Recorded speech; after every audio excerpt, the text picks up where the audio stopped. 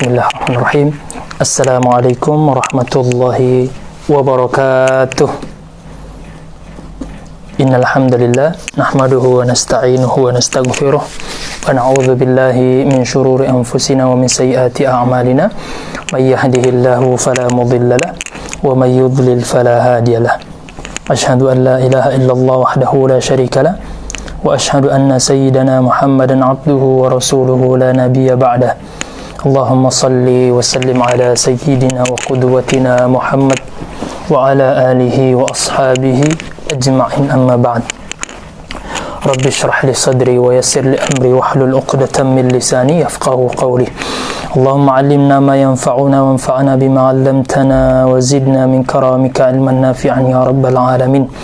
Allahumma la 'ilma lana illa ma 'allamtana innaka anta 'allamul ghuyub. Allahumma faqihna fid din, Allahumma faqihna fid din wa 'allimna at-ta'wil. Teman-teman sekalian yang dimuliakan oleh Allah Subhanahu wa taala, santri-santri Darul Hikmah Institute yang mudah-mudahan dimuliakan oleh Allah Subhanahu wa taala, yang baik yang streaming via Facebook maupun yang live streaming via aplikasi Zoom. Ya, mudah-mudahan kita semua dalam keadaan sehat walafiat. Saya ucapkan kembali ahlan wa sahlan wa marhaban bikum.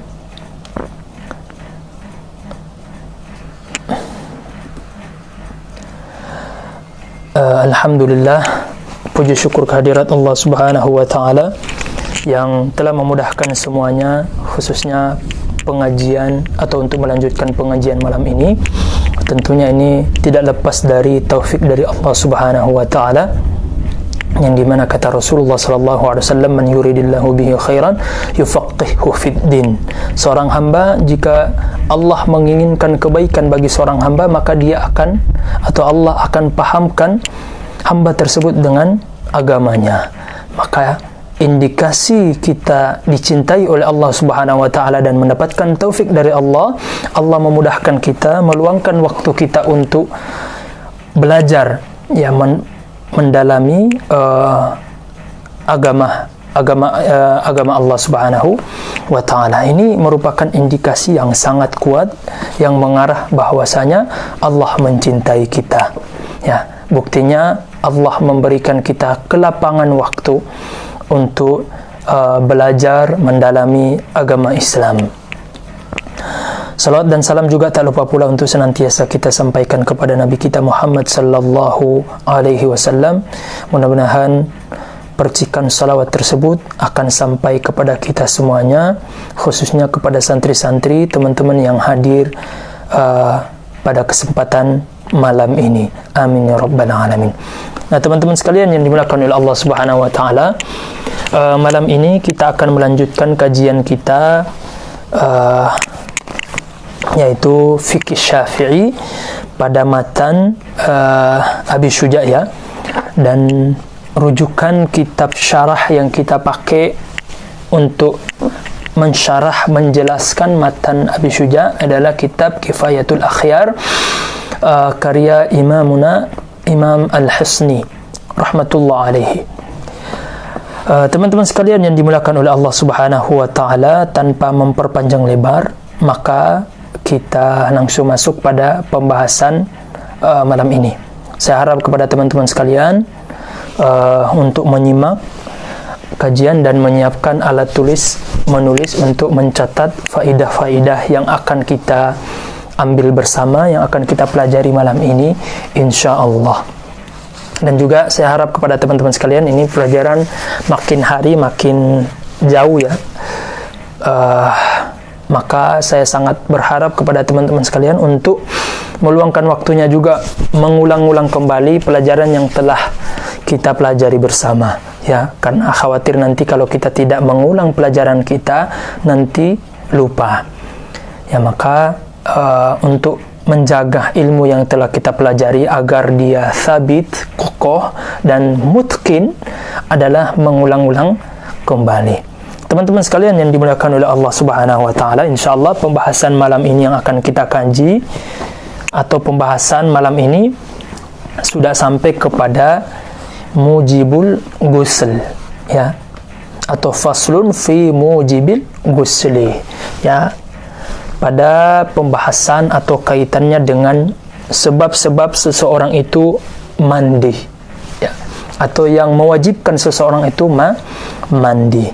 Dan insyaallah kita akan berusaha untuk menjelaskan permasalahan yang ada kaitannya dengan bab ini, yaitu bab tentang kewajiban seorang muslim atau kewajiban atau seseorang itu wajib mandi. Apa hal atau apa sebab seseorang itu disebabkan dia atau wajib bagi dia untuk mandi. Tentu ada sebab-sebabnya.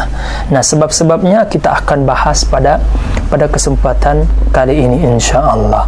Nah, teman-teman sekalian yang dimuliakan oleh Allah Subhanahu wa taala, kita baca dulu sebagaimana kebiasaan kita, yaitu membaca matannya, kemudian kita memberikan penjelasan dari kitab Kifayatul Akhyar. Teman-teman sekalian yang dimuliakan oleh Allah Subhanahu wa taala, qala al-musannif rahmatullah alaihi, berkata pengarang dari matan Abi Syuja, beliau berkata fi mujibil ghusli atau faslun fi mujibil ghusl, bab, ya, yang mewajibkan seseorang itu mandi. Masih ada yang di Zoom mau ingin masuk? Sudah ya, kita tutup untuk di Zoom, kita tidak menerima lagi orang untuk masuk, ya. Kalau sudah mulai kajian, maka yang ingin masuk ke Zoom kita berhentikan, silahkan bergabung di via Facebook. Nah, faslun fi mujibil ghusli, bab tentang, ya, wajib mandi atau sebab seseorang itu mandi wajib. Walladhi yujibul ghusla sittatu asya. Kita terjemahkan dulu satu persatu, nanti kemudian kita syarah, ya. Walladhi yujibul ghusla sittatu asya, dan yang mewajibkan mandi itu ada 6 hal. Thalathatun yashtariku fiha ar-rijalu wan nisa. Ya, 3 hal ini berlaku bagi perempuan dan laki-laki, ya. Artinya dari 6 hal tersebut, 3 ini berlaku umum, baik laki-laki maupun perempuan. Kapan ada tanda-tanda ini, maka wajib bagi mereka, baik laki-laki, ya, terlepas dari dia laki-laki maupun perempuan, maka sama, ya, menyebabkan seseorang itu mandi wajib. Nah, thalathatun yashtariku fiha ar-rijalu wan nisa, 3 hal ini berlaku baik laki-laki maupun perempuan. Wahia, nah, sudah masuk nih rinciannya. Apa saja 3 hal itu yang berlaku baik bagi laki-laki maupun perempuan? Yang pertama adalah iltiqaul khitanaini, bertemunya 2 kelamin, ya. Yaitu ini kinayah kepada jima, yaitu hubungan suami istri. Ini yang pertama. Yang kedua apa? Inzalul mani, yaitu keluarnya air mani. Yang ketiga wal maut, ya, kematian. Wa thalathatun takhtassu bihan nisa, dan 3 hal berikutnya, yaitu 3 hal atau 3 sisanya, kan ada 6, ya, ada 6 hal yang menyebabkan seseorang itu mandi. 3 hal atau 3 perkara tersebut berlaku umum, baik laki-laki maupun perempuan. Nah, 3 hal sisanya atau 3 perkara sisanya itu khusus, ya, bagi perempuan. Takhtassu bihan nisa, ya, khusus bagi perempuan. Apa saja itu? Yang pertama al-haidu, yang kedua an-nifasu, dan yang ketiga adalah al-wiladah. Nah, nanti kita akan wiladah, maksudnya kelahiran. Nanti insya Allah kita akan jelaskan satu persatu. Mudah-mudahan waktu malam ini cukup untuk menjelaskan semuanya, tapi sepertinya kita bagi menjadi dua ya, karena yang berkaitan dengan kekhususan wanita ini butuh waktu yang lebih panjang untuk menjelaskannya, karena ada hal-hal yang penting juga yang berkaitan dengan kewanitaan yang patut untuk kita jelaskan secara rinci. Nah, teman-teman sekalian yang dimuliakan oleh Allah Subhanahu wa taala,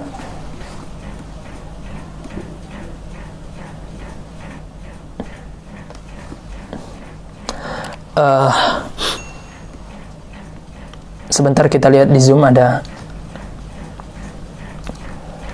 gimana suara saya yang di Zoom, teman-teman masih jelas? Kalau nggak jelas silahkan pindah ke Facebook ya, karena kita live Facebook juga ya. Jelas ya? Taib. Mungkin kalau putus-putus itu pengaruh jaringan.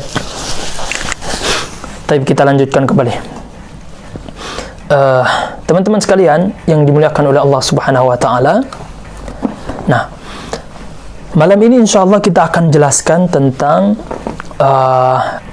yang menyebabkan seseorang itu mandi. Ya. Namun sebelum kita masuk kepada poin-poinnya, kita dudukkan dulu. Ya, duduk perkaranya. Apa itu mandi? Ya, dan apa saja macam-macam mandi? Apakah semua mandi itu bisa dikatakan mandi dalam artian ta'abbudi atau seperti apa? Nah, ini butuh penjelasan detail, butuh penjelasan rinci. Karena dalam keseharian kita mandi itu ada yang sifatnya kebiasaan, ada. Dalam syariat juga ada mandi yang sifatnya ta'abbudi, yang dimana orang mandi akan mendapatkan pahala. Nah, ini butuh kita dudukkan dulu, mandi apa ini ya, kita definisikan dulu mandi itu apa. Nah, insyaallah malam ini kita akan bahas secara detail. Nah, teman-teman sekalian yang dimuliakan oleh Allah Subhanahu wa taala, jadi mandi atau al-ghuslu atau al-ghaslu, nanti kita akan bahas juga kenapa sebagian ulama membaca al-ghuslu sebagaimana sahibul matan, beliau membaca apa? Fi mujibil ghusli, dengan dhammah, harakat dhammah pada huruf gha. Sedangkan sebagian ulama lainnya membaca dengan ghaslu bil fathah, dengan harakat fathah pada huruf gha. Nah, apakah ini abath atau tidak ada kesengajaan atau memang sengaja? Ada faidah ilmiah di sana. Nah, kita akan bahas malam ini insyaallah. Nah, teman-teman sekalian yang dimuliakan oleh Allah Subhanahu wa taala, mandi atau dalam bahasa Arabnya al-ghaslu atau al-ghuslu bagian dari kesempurnaan agama Islam. Islam mengajarkan pemeluknya untuk senantiasa menjaga kebersihan badan. Nah, ajaran ini pun spiritnya berasal dari Al-Quran dan Sunnah, juga ijma' konsensus para ulama kita. Ya. Nah, ini bisa membuktikan teman-teman sekalian bahwasanya Islam itu adalah agama fitrawi, agama yang memperhatikan sisi kemanusiaan. Atau bahasa sederhananya adalah agama yang memanusiakan manusia.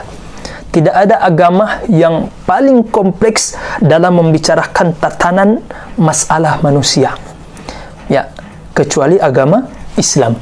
Dari bangun tidur sampai masuk WC dan juga tidur kembali ada aturannya. Maka wajar kemudian kita mengklaim bahwasanya agama Islam adalah agama yang paling kompleks dalam mengajarkan sisi-sisi kemanusiaan. Termasuk yang tidak luput dalam pembahasan agama Islam adalah masalah mandi. Bahkan kalau kita lihat sejarah teman-teman sekalian, ketika kaum muslimin melakukan ekspansi perluasan wilayah agama Islam, ya, ketika Islam sudah masuk ke tanah Eropa, ya, di barat, yang dimana pada saat itu bahkan mereka tidak tahu apa itu pakaian, kaum muslimin masuk melakukan ekspansi dengan mengajarkan nilai-nilai kemanusiaan, mengajarkan mereka orang-orang barat pada saat itu, orang-orang Eropa, tata cara memakai pakaian. Sebentar, yang di Facebook ini agak ya, tata cara memakai pakaian. Ya, makanya hari ini itu sangat terkenal mereka ya dengan gaya fashion mereka. Ya, gaya fashion mereka yaitu memisahkan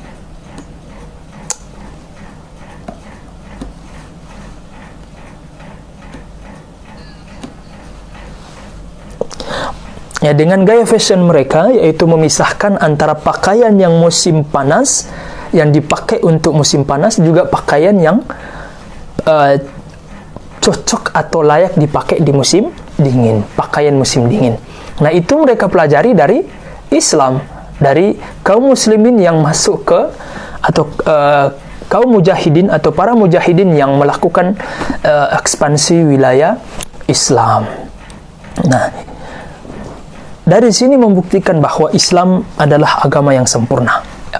Mengajarkan tata krama, mengajarkan nilai-nilai kemanusiaan, termasuk kebersihan.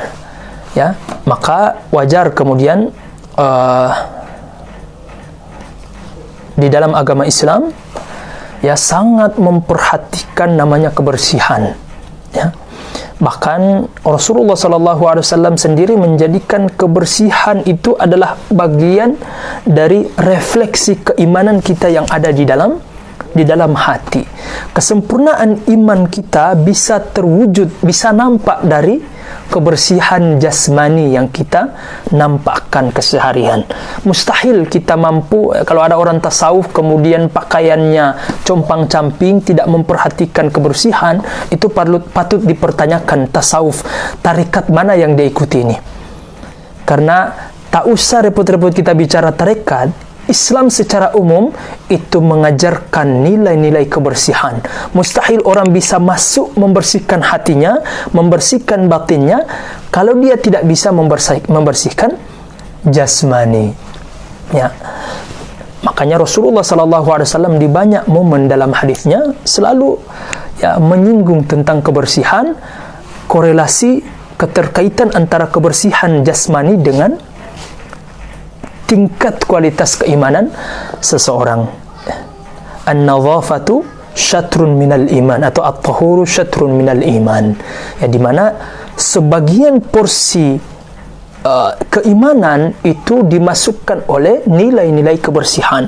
Artinya kebersihan dan keimanan itu terikat. Kalau dalam bahasa mantiknya adalah ittifaqiyah, walaupun kita tidak katakan dia keterikatannya di sini bukan keterikatan luzum yang selalu, yang tidak bisa terpisahkan, tidak, tapi keterikatannya hanya tingkatnya adalah ittifaqiyah. Bisa saja ada orang yang compang-camping tapi Masya Allah hatinya itu bersih, ya, tapi ini sangat nadir, jarang sekali. Mungkin ini wali-wali yang mastur, tidak mau terkenal, ya, tapi secara umum ya, kebersihan tingkat keimanan, kualitas keimanan seseorang bisa kita nilai dari kebersihan jasmani dia.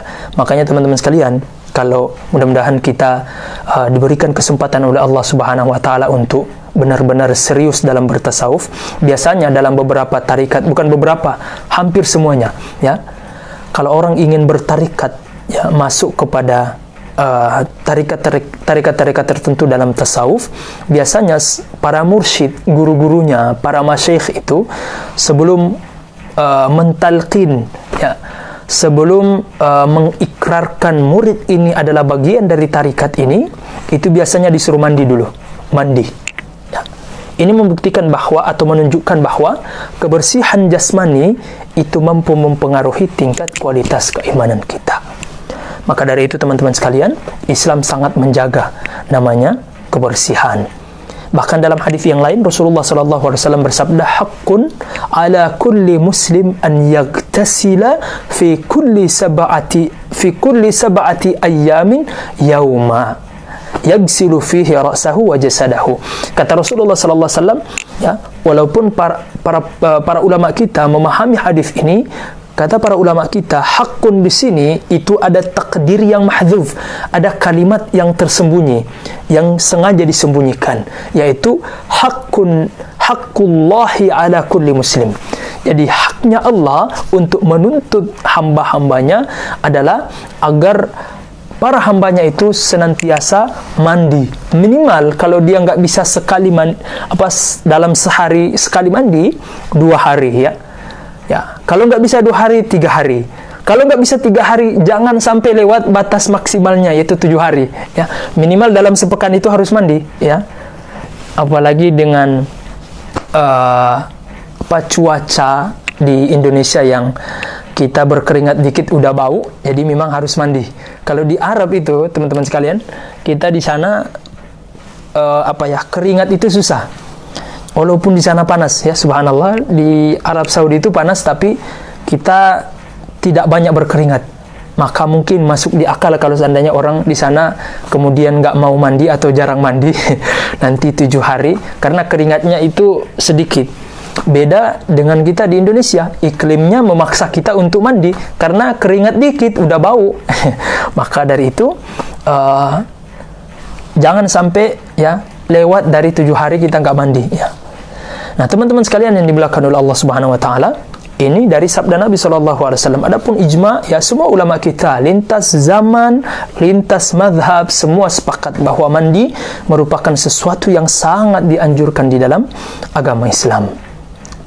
Nah, teman-teman sekalian, kemudian hikmah dibalik anjuran mandi di dalam syariat Islam. Nah, ini saya kutip dari kitab Fiqhul Manhaji.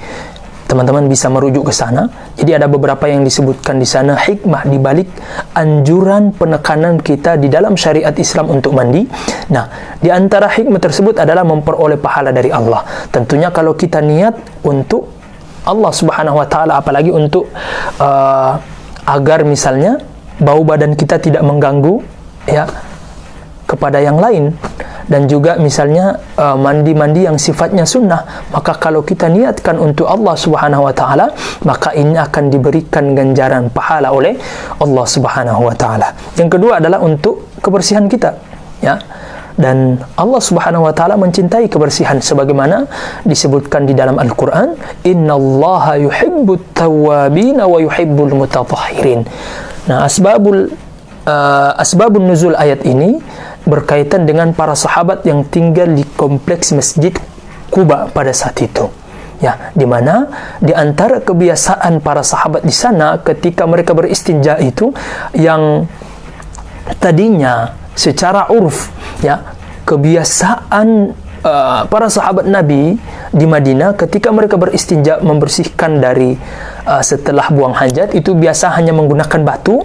Nah, berbeda dengan para sahabat yang tinggal di sekitaran kompleks Masjid Quba, kebiasaan mereka berbeda dengan kebiasaan mayoritas sahabat, yaitu mereka biasanya beristinja menggabungkan 2 metode, yaitu dengan batu dan juga dengan air atau ditutup dengan air. Sehingga Allah Subhanahu wa taala langsung menurunkan ayat ini memuji kebiasaan para sahabat tersebut.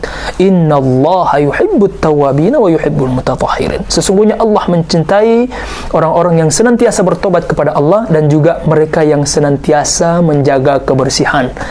Ya, di sini termasuk kebersihan jasmani. Karena ayat ini terikat dengan konteks asbabun nuzulnya, yaitu istinja, cara beristinja, sehingga tidak bisa dilepas konteksnya, yaitu menjaga kebersihan jasmani. Yang ketiga, hikmah dibalik anjuran untuk mandi dalam syariat Islam adalah menambah semangat, girah ya dalam beraktivitas. Teman-teman sekalian yang dimuliakan oleh Allah Subhanahu wa taala, dalam masalah mandi ini ulama kita membagi menjadi 2 jenis mandi. Yang pertama mandi wajib, yang kedua adalah mandi sunnah. Nah, sebelum jauh kita menjelaskan tentang jenis-jenis mandi di atas, baiknya kita mengetahui dulu ya definisi mandi.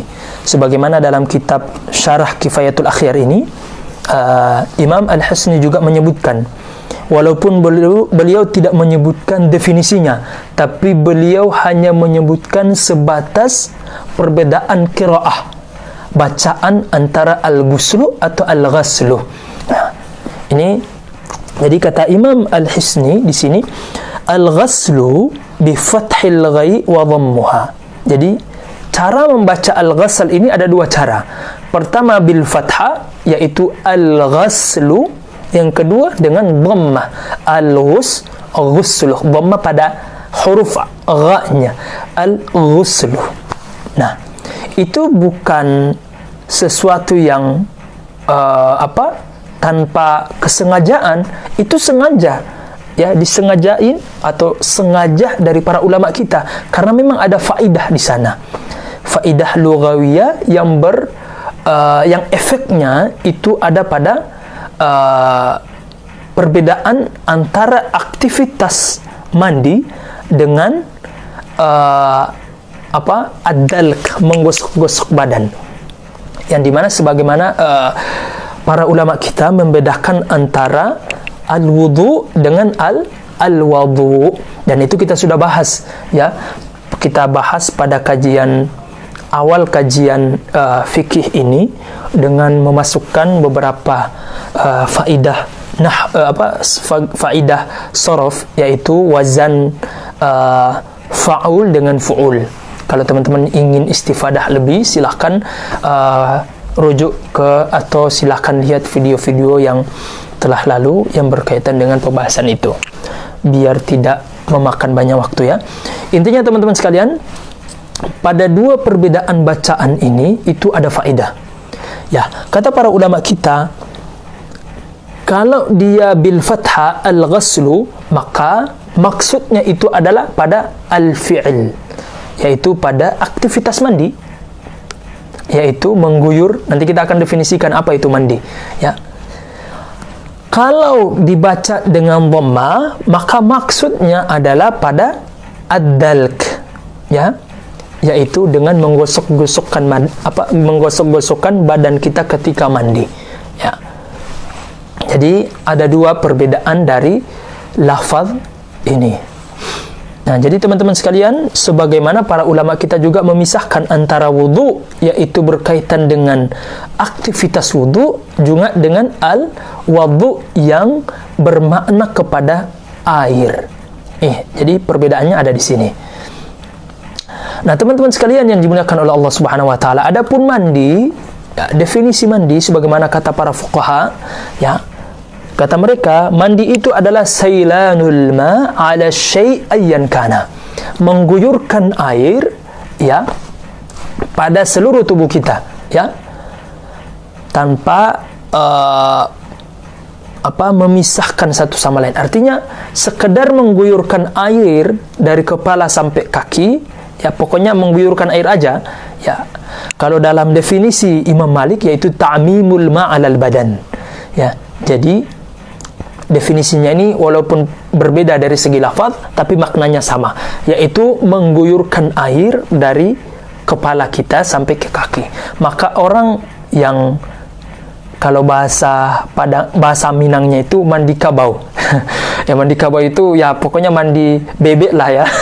Ini orang sekedar mandi, ya, sekedar mengguyurkan air di kepala, udah, itu sudah bisa atau sudah cukup dikatakan dia udah mandi.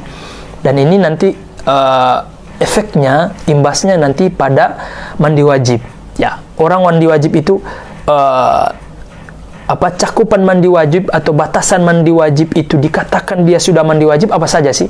Nah, para ulama kita membawa definisi ini, ya. Orang yang sudah mengguyurkan, ya, misalnya air ke kepalanya, itu sudah cukup untuk mengatakan dia sudah mandi, sudah gugur, ya, kewajiban mandinya, ya. Artinya sudah terangkat hadas besarnya, itu junub. Nah, teman-teman sekalian yang dimuliakan oleh Allah Subhanahu wa taala, wallazi yujibul ghusla sittatu asya. Dan yang mewajibkan seseorang itu mandi, itu ada 6 hal yang tentu kaitannya umum, ya, dalam mazhab kita, mazhab Syafi'i. Ada 6 hal. 3 hal itu berkaitan dengan berlaku laki-laki dan perempuan, dan 3 sisanya itu khusus kepada perempuan. Nah, yang pertama adalah minha al-iltiqa'u al-khitanaini, atau bahasa sederhananya adalah junub atau hubungan suami istri. Nah, teman-teman sekalian yang dimuliakan oleh Allah Subhanahu wa taala, jadi junub ini, sebelum kita masuk kepada penjelasan tentang kadar atau cakupan seseorang dikatakan berhubungan suami istri itu seperti apa, ya. Nanti kita akan jelaskan, walaupun teman-teman sekalian, saya mohon maaf, pembahasan kali ini ya agak vulgar, tapi saya insya Allah berusaha semaksimal mungkin untuk memilih kata-kata agar tidak vulgar. Tapi kalau nggak ada kata-kata lagi, ya kita kembalikan kepada hadis Nabi sallallahu alaihi wasallam, innallaha la yastahi minal haq, bahwasanya sesungguhnya Allah tidak malu kalau memang harus menjelaskan kebenaran, maka Allah tidak malu untuk menjelaskan kebenaran tersebut walau bersifat agak vulgar.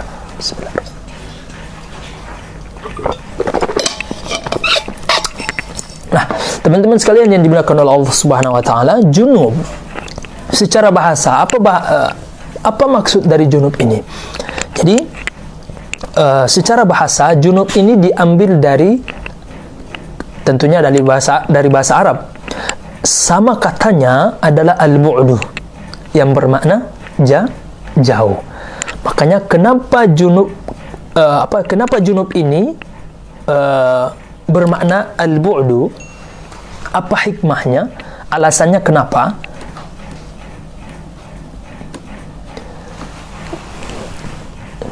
Jadi kata para ulama kita, kenapa junub itu sama katanya adalah al-bu'du, jauh, ya, ada jarak. Karena untuk menjelaskan bahwa kalau orang junub, ya, itu diharamkan atau dilarang baginya untuk mendekati beberapa ibadah, ya, dan juga masjid misalnya. Nah, jadi efeknya adalah, imbasnya junub itu menjadikan seseorang itu harus menjauhi beberapa ibadah-ibadah tertentu dan juga masjid. Makanya junub itu dikatakan junub karena memang bermakna agar orang ini kalau dia junub harus menjauhi beberapa ibadah-ibadah tertentu, termasuk masjid. Nah, teman-teman sekalian yang dimuliakan oleh Allah Subhanahu wa taala, jadi kita jelaskan, jadi kenapa al-bu'du atau junub ini sama katanya adalah al-bu'du. Nah, karena memang dalam junub atau orang yang junub itu diharamkan untuk mendekati beberapa ibadah tertentu atau bahkan termasuk masjid. Nah, dalilnya mana? Allah Subhanahu wa taala berfirman, dan ini teman-teman sekalian saya ambil sebagian tentu dari kitab Fiqhul Manhaji. Ada hal-hal yang saya rasa perlu untuk dijelaskan, saya ambil, kemudian nanti sisanya kita jelaskan dari kitab Kifayatul Akhyar. Nah, kata firman Allah Subhanahu wa taala, wala taqrabus shalah, ya, wala taqrabus salata wa antum sukara hatta ta'lamu ma taqulun wala junuban illa abiri sabilin hatta tagtasilu.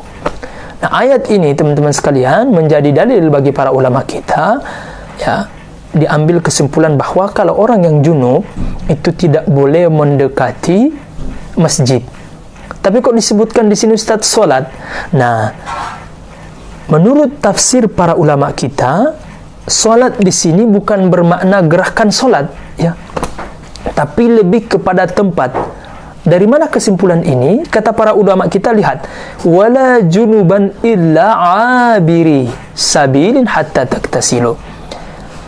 Kedekatan itu di sini tidak bermakna kepada solat, tapi justru dilarang mendekati tempat solat. Dari mana kesimpulan tersebut? Lihat ayat setelahnya, wala junuban illa abiri sabilin hatta tagtasilu. Ya, di mana kata Allah Subhanahu wa taala menyebutkan kata ubur, yaitu pembolehan atau ketidakbolehan bagi orang yang mabuk dan juga junub itu untuk mendekati tempat solat, kecuali beberapa kondisi. Di sini Allah sebutkan illa abiri sabil. Ya, di sini ada istisna, pengecualian, ya, pembolehan bagi orang yang mabuk atau yang junub, ya, sekedar lewat. Sekedar lewat ini apakah berindikasi kepada gerakan solat atau lebih cocok kepada tempat? tentu lebih cocok kepada tempat. Maka Allah Subhanahu wa taala tentu memilih kata-kata ini tidak lain dan tidak bukan ingin memberikan penjelasan kepada kita yang dimaksud wala taqrabus shalah di sini bagi orang yang junub tidak boleh mendekati solat, maksudnya adalah mendekati tempat solat dan bukan gerakan solat. Nah, ini yang diharamkan bagi orang yang junub, tidak boleh mendekati tempat solat. Yang kedua adalah berdiam diri dan duduk di dalam masjid. Jadi orang yang junub tidak boleh berdiam diri di dalam masjid atau sekedar duduk-duduk di dalam masjid. Berikutnya hal-hal yang dilarang bagi para junub, orang yang junub adalah tawaf di sekeliling Ka'bah. Karena teman-teman sekalian, tawaf ini terlepas dia sifatnya, kan tawaf ini macam-macam. Ada tawaf yang bersifat wajib, ada tawaf yang bersifat sunnah. Terlepas dari wajib atau sunnah, tawaf bagi junub itu dilarang. Ya. Jadi kalau orang yang junub tidak boleh tawaf. Ya, dari mana dalilnya? Jelas. Nabi SAW bersabda, "At-tawafu bil baiti salatun illa anna Allah ahalla lakum fihi al-kalam faman takallama fala yatakallam illa bi khairin." Kata Rasulullah SAW, tawaf itu kedudukannya seperti solat. Hanya saja Allah membolehkan dalam tawaf ini untuk berbicara. Berbeda dengan solat pada hakikatnya, solat yang sebenarnya. Ya. Walaupun ada kesamaan bahwasanya tawaf itu sama dengan solat, hanya saja ada sedikit dispensasi dari Allah Subhanahu wa taala, kelonggaran dari Allah Subhanahu wa taala pada tawaf ini, yaitu dibolehkan berbicara. Maka kata Rasulullah, barang siapa yang ingin berbicara, maka berbicaralah dengan yang baik.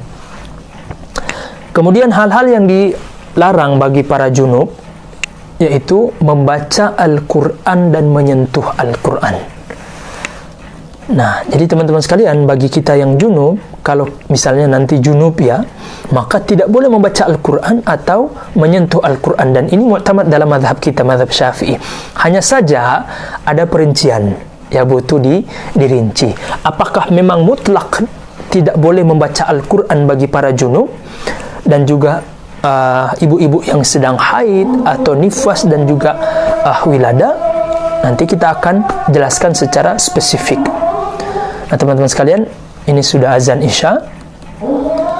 Ya, saya pribadi mengakhirkan sholat Isya ya.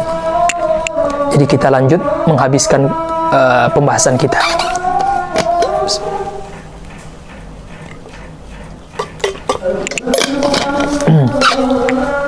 Nah, teman-teman sekalian, dalam mazhab Syafi'i berkaitan dengan membaca Al-Quran ini butuh detail, butuh rinci, karena hukumnya tidak mutlak seperti ini. Ya. Membaca Al-Quran dan menyentuh Al-Quran termasuk yang dilarang bagi para junub. Untuk menyentuh Al-Quran jelas sekali firman Allah Subhanahu wa taala yang berbunyi,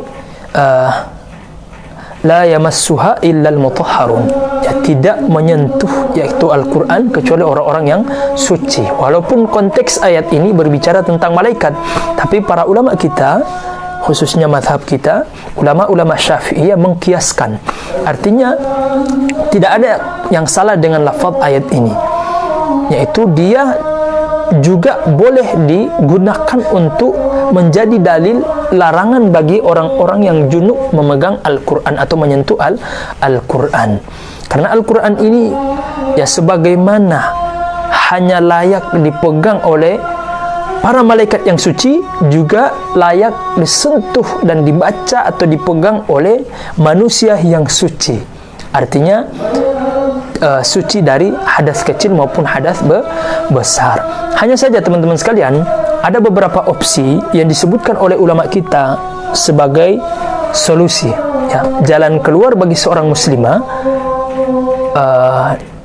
atau jalan keluar bagi junub, tapi ini kayaknya lebih cocok kepada yang haid, ya,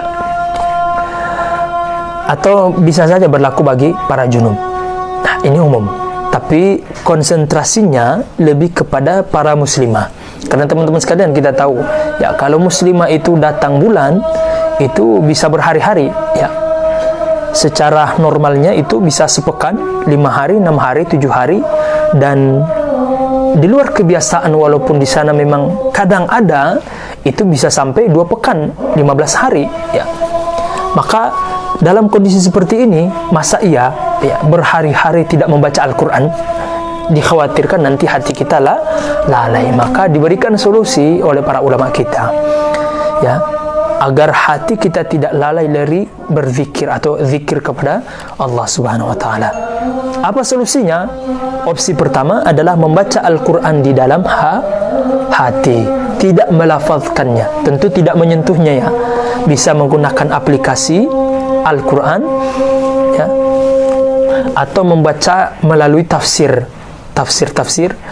buku-buku tafsir. Nah, caranya adalah tidak melafazkannya dan membaca di dalam hati. Opsi yang kedua, membacanya, melafazkannya, tentu tidak menyentuhnya, ya, tapi dengan niat zikir kepada Allah. Nah, teman-teman sekalian, opsi di atas ini tentu bukan ujuk-ujuk langsung ada, ya, tanpa melalui pertimbangan maslahat dari para ulama kita. Bahkan kedua opsi tersebut itu sudah dipertimbangkan oleh para ulama kita, sebagaimana yang sudah saya sebutkan di atas tadi. Ilatnya dikhawatirkan nanti hati kita lalai dari berzikir kepada Allah, maka dibuatlah opsi-opsi ini sebagai solusi bagi mereka yang junub yang ingin membaca Al-Quran, atau bagi muslimah yang datang bulan dan tetap ingin membaca Al-Quran. Nah, teman-teman sekalian yang dimuliakan oleh Allah Subhanahu wa taala, itu beberapa yang bisa saya kutip dari kitab Fiqhul Manhaji yang berkaitan dengan larangan bagi yang junub untuk mendekati beberapa amaliyah, termasuk yang sudah kita sebutkan di atas tadi. Kembali kepada kitab Kifayatul Akhyar. Nah, teman-teman sekalian yang dimuliakan oleh Allah Subhanahu wa taala, setelah beliau menyebutkan tentang perbedaan bacaan al-ghasl ini, ada membaca al-ghaslu, ada yang membaca al-ghuslu, beliau langsung menyebutkan falil ghasli atau fahadha fa idza arafta hadha falil ghusli asbab.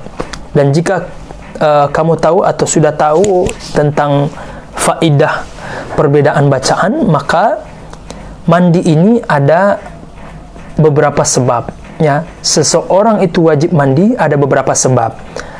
Nah, di antaranya minha, yang pertama adalah iltiqaul khitanaini, atau yang kita bahas tadi junub. Wa yu'abbaru anhu aydan bil jima'. Juga bahasa lainnya adalah hubungan suami istri, yaitu jima'. Wa huwa ibaratun an taghibil hashafa aw qadriha fi ay farajin. Nah, beliau udah lebih spesifik lagi menjelaskan tentang batasan jima atau batasan hubungan suami istri agar dikatakan dia sudah jima itu seperti apa. Beliau mengatakan di sini wa huwa ibaratun an taghibil hashafa. Nah, ini udah mulai agak vulgar bahasanya teman-teman sekalian, ya. Tapi tidak mengapa, kita harus jelaskan karena memang ini ilmu, maka kita harus jelaskan. Tapi insya Allah saya berusaha untuk memilih kata-kata yang pas, tidak terlalu vulgar, sebagaimana kebiasaan para fuqaha kita. Nah, teman-teman sekalian, kata beliau di sini, jadi jima itu, batasan jima itu dikatakan seseorang sudah berhubungan suami istri adalah antaghibil hasyafah, sekedar, mohon maaf, tenggelamnya kemaluan laki-laki, yaitu batasan hasyafah itu, kata para ulama kita, ya, kemaluan laki-laki itu kan sebelum sunat ada semacam kulit, ya, yang menutupi hasyafah. Nah, kalau bagian tersebut terpotong, kulit itu kan nampak ada ujungnya. Nah, ujungnya itu namanya hasyafah. Nah, hasyafah. Nah, jima dikatakan jima, hubungan suami istri ketika batasan ini yaitu anggota ujung ini, walaupun tidak seluruh kemaluan masuk ke dalam kemaluan perempuan, maka batasan ini sudah cukup dikatakan sebagai jima, hubungan suami istri. Maka kalau ujung ini sudah masuk, maka wajib baginya untuk mandi. Ya, walau nanti kita akan jelaskan secara spesifik lagi, walau misalnya tidak sampai keluar mani. Nah, kita lanjut ya. Jadi hasyafa itu tadi kita udah jelasin ujung dari kemaluan laki-laki. Sawa'un ghuyiba fi quburi imra'atin aw bahimatin aw duburihima aw duburi rajulin saghirin aw kabirin hayyin aw mayyitin. Jadi beliau katakan bahwa kewajiban mandi ya berlaku.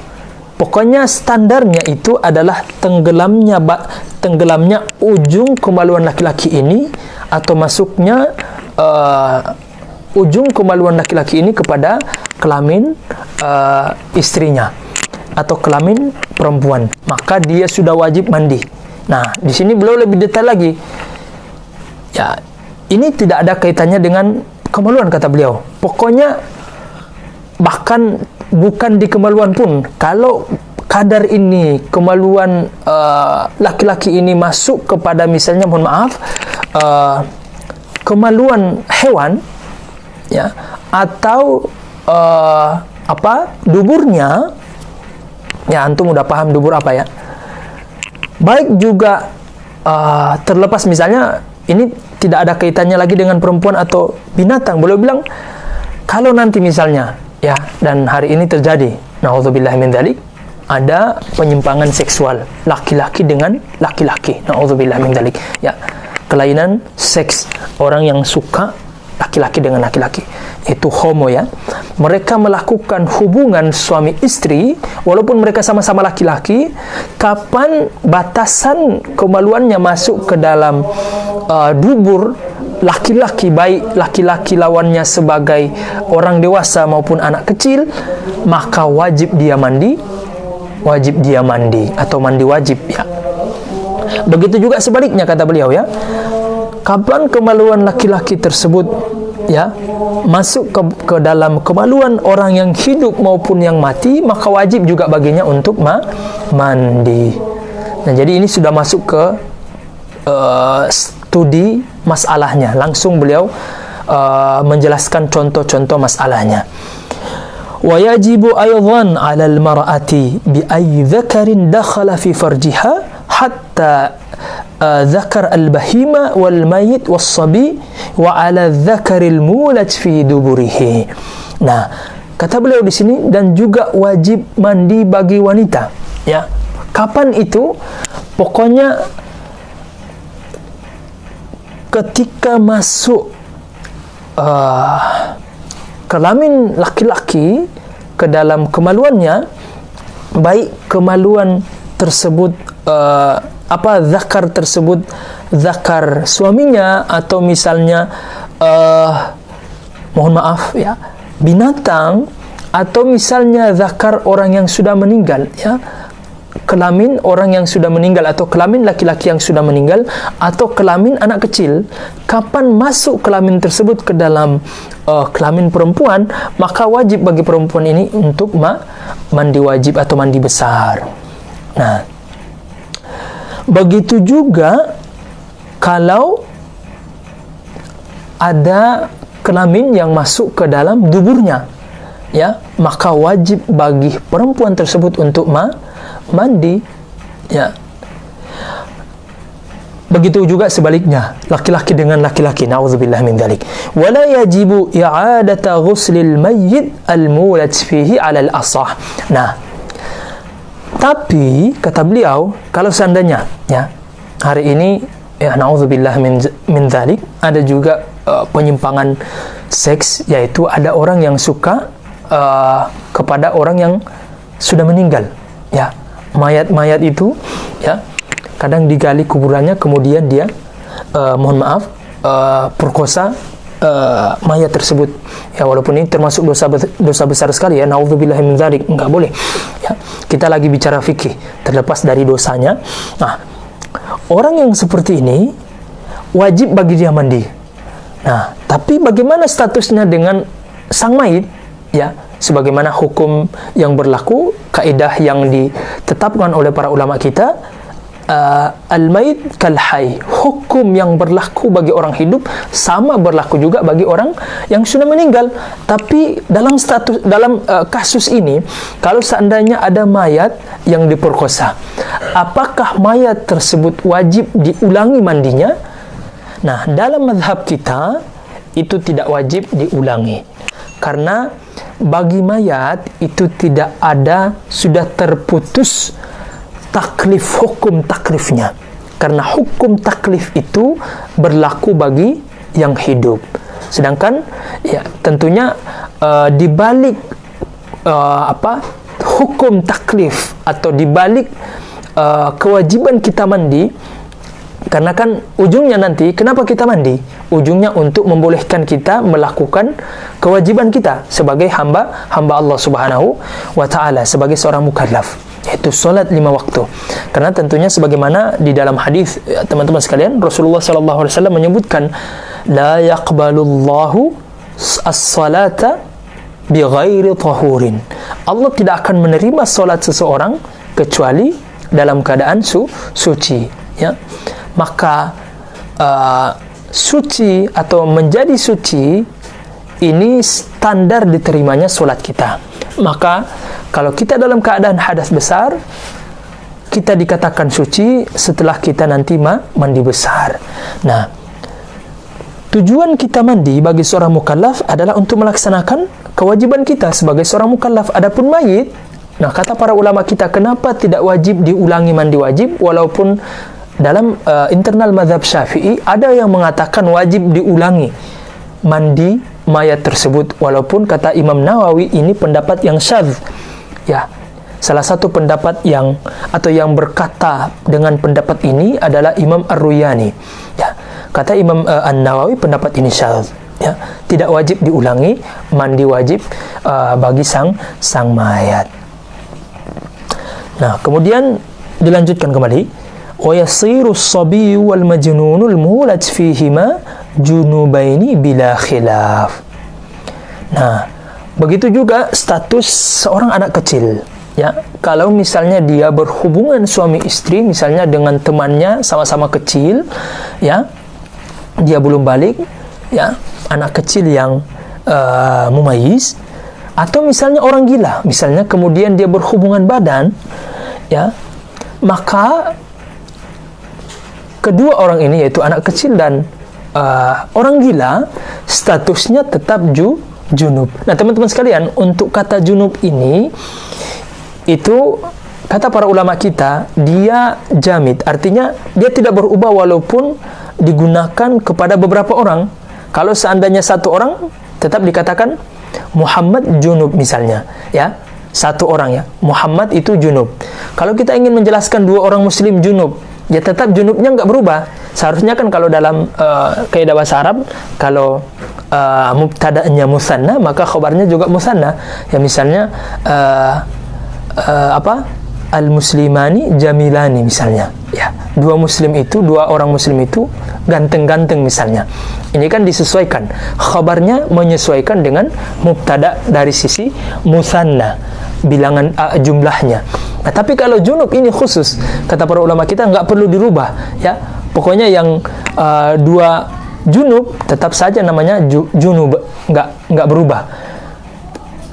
Begitu juga misalnya jamak, misalnya 3 orang muslim, ya, muslimun, tetap junub sama, ya. Junub dikatakan junub, tidak berubah tatanan hurufnya, tetap junub. Nah, tapi teman-teman sekalian, kalau kita perhatikan di sini, ya, ada pelajaran yang ingin disampaikan oleh para ulama kita, yang dimana juga menunjukkan betapa detailnya para ulama kita ini, ya, betapa hebatnya mereka dalam berfikir. Kenapa mereka tetap menggunakan dalam pemilihan kata di sini untuk junub bagi anak laki-laki yang belum balik, juga orang gila tetap dikatakan junub, ya. Kenapa? Ini faedah teman-teman sekalian, ya. Kata para ulama kita, karena dua orang ini tidak layak, atau bantahan ini lebih kepada bantahan sebenarnya, bantahan kepada para ulama kita yang mengatakan anak kecil dan orang gila itu junub, ya. Ini bantahan internal mazhab Syafi'i. Kata para ulama kita, sebenarnya kurang cocok, kata mereka, memilih diksi junub bagi anak kecil maupun orang gila. Kenapa? Karena anak kecil dan orang gila itu ghairu mukallaf, bukan bagian dari yang mendapatkan beban taklif. Sedangkan junub ini adalah istilah yang digunakan untuk, atau digunakan kepada orang-orang yang sudah mendapatkan taklif, kata para ulama kita. Sehingga kurang cocok, kata mereka. Masya Allah, ada guru saya ini, Syekh Ustadz Dedi Al-Guruntalawi, Masya Allah. Ahlan wa sahlan, saya nggak jadi fokus ini, ya. Soalnya ada guru saya ini, kurang enak menjelaskan di depan guru. Masya Allah. Ahlan wa sahlan Ustadz Dedi, kaifa halukum? Masya Allah. Ini Tifadel ada di rumah Ustadz Dedi nih? Masya Allah, Masya Allah, Masya Allah. Ada konspirasi kayaknya ini. Kurang Teh Ismail yang nyanda ada, ya. Taib. Apa Ustaz Dedi? Ana lanjutkan, ya. Kalau ada salah tolong dikoreksi. Nah, ini faedah dari para ulama kita. Kenapa mereka memilih diksi lebih memilih kepada hadas ketimbang junub bagi anak kecil dan orang gila. Nah, para ulama yang tidak sepakat dengan pemilihan diksi ini, kata mereka, karena anak kecil dan majnun itu orang gila, ghairu mukallaf. Sedangkan istilah junub ini itu hanya disematkan kepada orang-orang yang mukallaf. Maka kata para ulama kita yang tidak sepakat dengan pemilihan diksi ini, kata mereka, sebenarnya yang lebih tepat adalah mengatakan anak kecil itu muhdits, dalam keadaan berhadas, ya, ketimbang beliau mengatakan, atau ketimbang para ulama kita mengatakan junub, ya. Ala kulli hal, itu hanya sekedar faedah saja.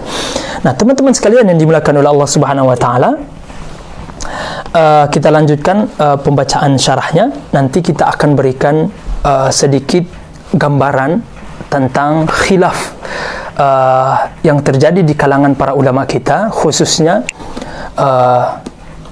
antara jumhur ulama yang diketuai oleh Imam Asy-Syafi'i berhadapan dengan Imam Abu Hanifah. Ini menarik sekali teman-teman sekalian. Adu argumentasi antara Imam Syafi'i dengan Imam Abu Hanifah dalam masalah mandi ini mencerdaskan, ya. Ana sarankan ke teman-teman sekalian untuk membaca adu argumentasi antara Imam Syafi'i dengan Imam Abu Hanifah sekali dalam pembahasan ini. Kenapa teman-teman sekalian?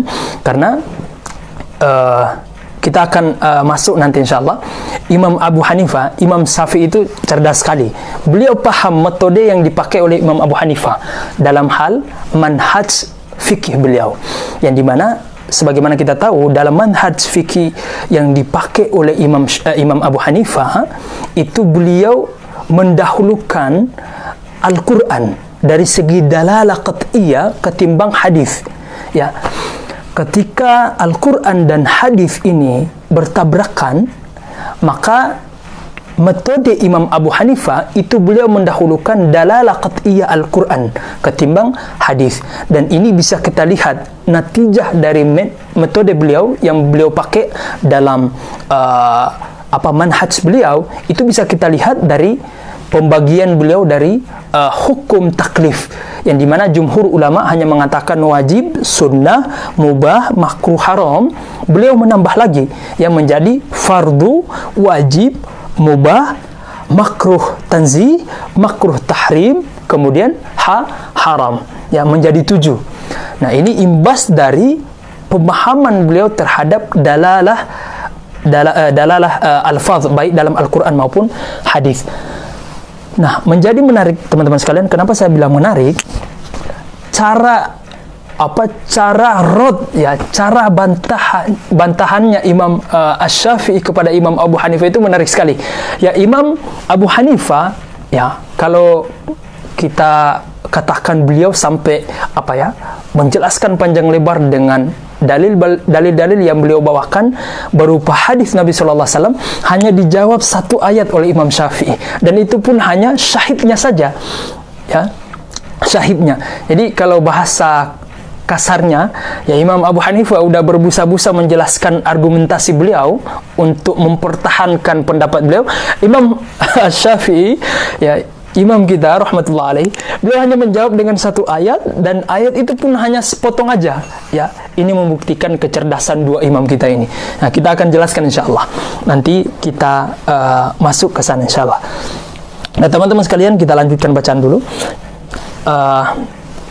Wala yajibu i'adatahu idza balagha. Dan kalau kapan anak kecil ini sudah mandi besar, maka tidak perlu lagi diulangi mandinya kalau sudah balik. Wa 'alal wali, dan wajib bagi seorang ayah atau wali dari anak ini, atau wali bagi orang gila tersebut, an ya'mura as-sabi al-mumayyiz bil ghusli fil hal. Hendaknya bagi seorang wali, orang tuanya anak kecil yang mumayyiz ini, memerintahkan anak tersebut kalau seandainya hadas besar, menyuruh dia untuk segera mandi, ya. Kama ya'muruhu bil wudhu, sebagaimana dia memerintahkan untuk berwudu. Nah, ini nih, kita masuk perdebatan para ulama kita. Thumma la farqa fi dzalika baina an yanzil minhu mani amla. Nah, teman-teman sekalian, garis bawahi.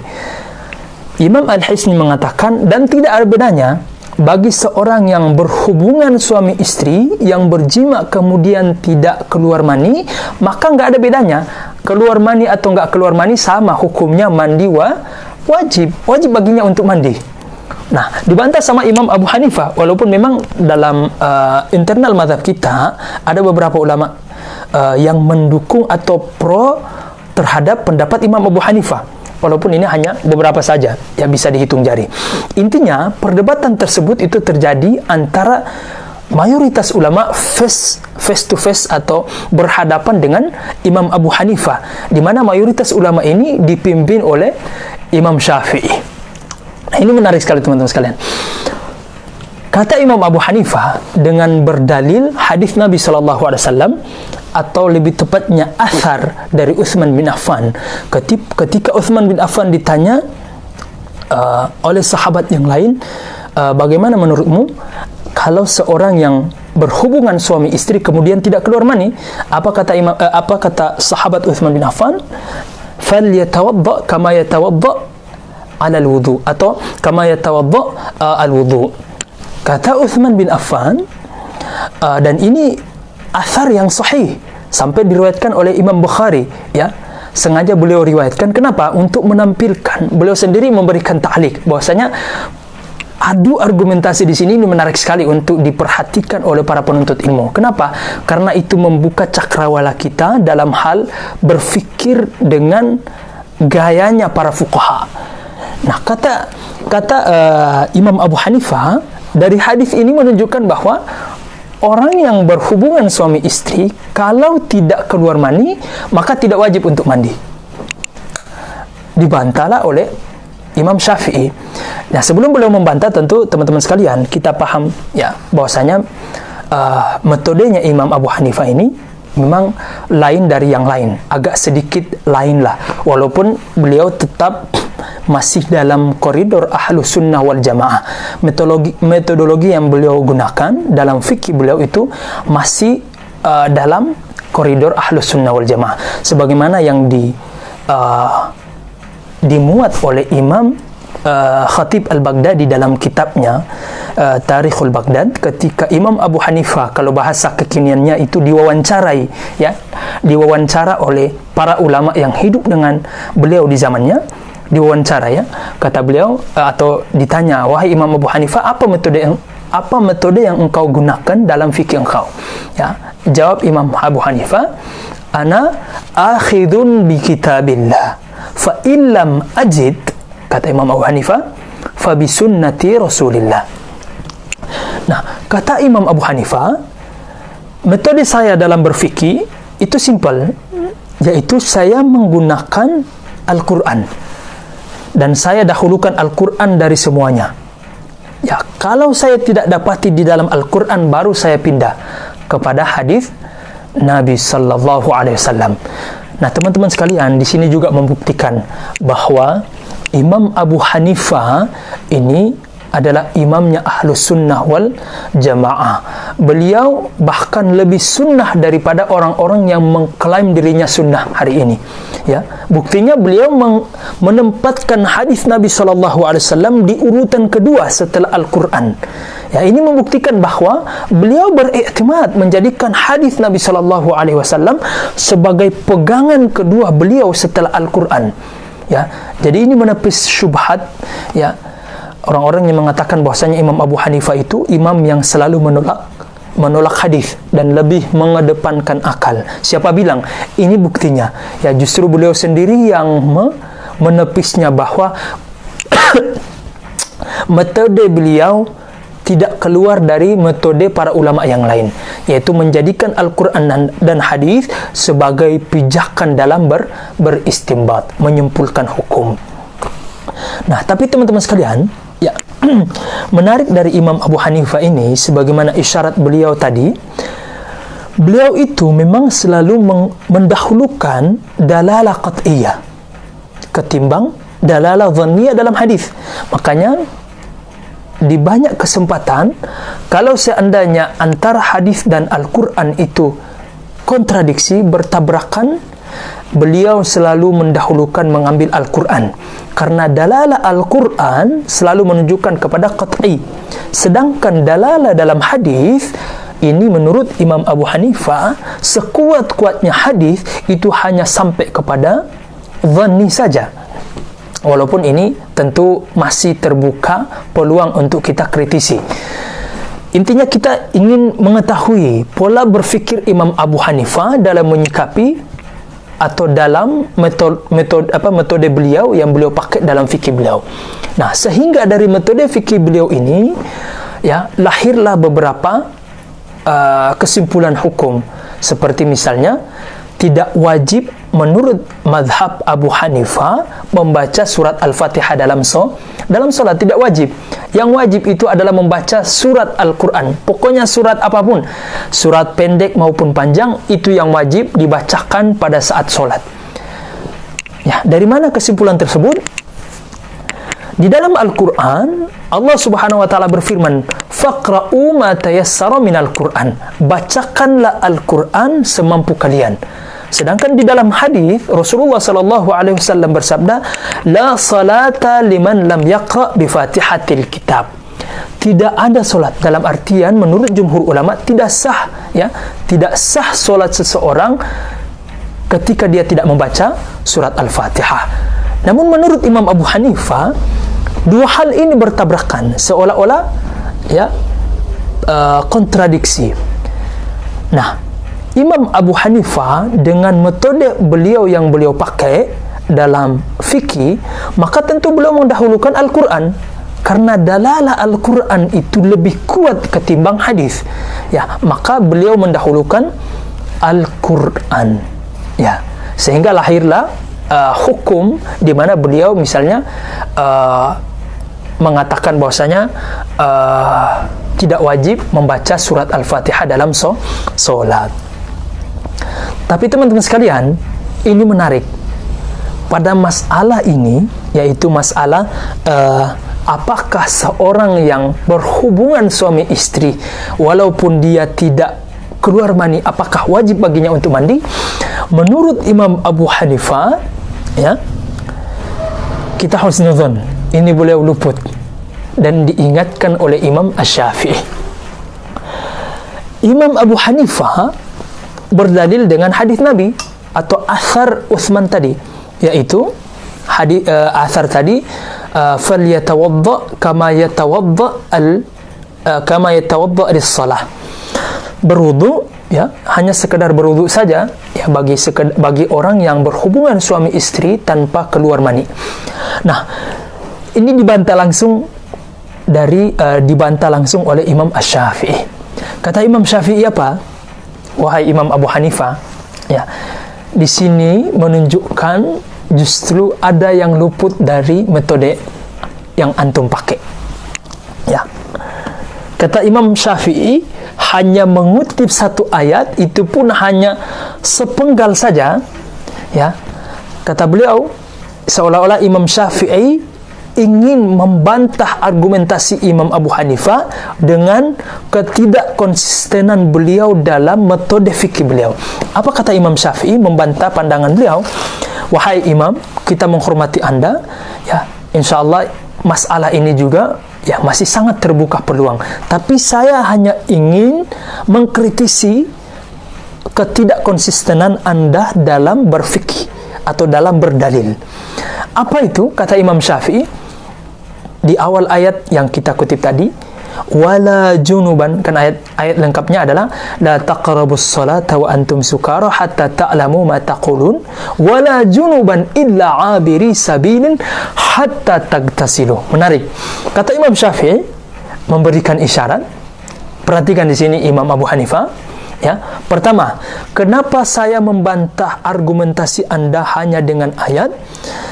Ya, saya ingin menegaskan, saya ingin membantah menggunakan logika berfikir Anda dalam menyusun konsep fikih, yaitu manhaj Anda dalam berfikih, mendahulukan Al-Quran ketimbang hadis.